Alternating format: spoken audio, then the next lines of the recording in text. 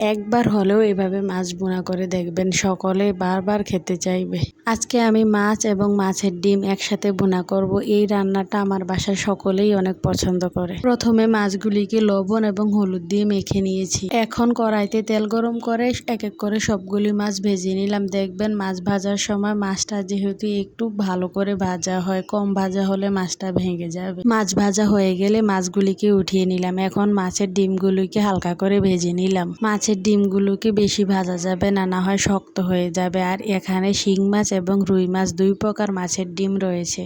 ডিমগুলো হয়ে গেলে উঠিয়ে নিলাম এবং আরেকটি কড়াইয়ে পরিমাণ মতো তেল দিয়ে এতে কিছু পেঁয়াজ কুচি দিলাম। পেঁয়াজটাকে ভালো করে ভেজে নিব। আর পেঁয়াজ ভাজার সময় পরিমাণ মতো লবণ দিয়ে পেঁয়াজ ভাজলে পেঁয়াজটা তাড়াতাড়ি নরম হয়ে যায়। পেঁয়াজটাতে পরিমাণ মতো লবণ দিয়ে আমি অনবরত নেড়ে একটু ভেজে নিলাম। আমার কাছে তেলটা একটু কম মনে হয়েছে, আমি আবার একটু তেলও অ্যাড করেছি। এখন পরিমাণ মতো রসুন বাটা দিয়ে আরেকটু ভেজে নিলাম। ভাজা না হলে কিন্তু রসুন বাটার গন্ধ আসবে। পেঁয়াজটা ভালো করে ভাজা হয়ে গেলে এতে হলুদের গুঁড়া এবং মরিচের গুঁড়া দিয়ে ভালো করে নেড়েচেড়ে মিশিয়ে পরিমাণ মতো পানি দিয়ে দিব।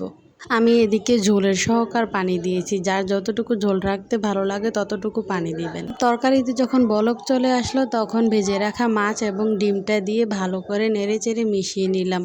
এইভাবে মাছ এবং মাছের ডিম ভুনা করলে এটা খেতে অনেক স্বাদ লাগে। আর এই তরকারিতে বেশি ঝোল রাখলে ভালো লাগে না, হালকা ঝোল রাখলে ভালো লাগে। হালকা নেড়েচেড়ে তরকারিটা আরো 10 মিনিট রান্না করে নিলাম। রেসিপিটা ভালো লাগলে সেভ করে রাখতে পারেন, প্রয়োজনের সময় দেখে নিতে পারবেন।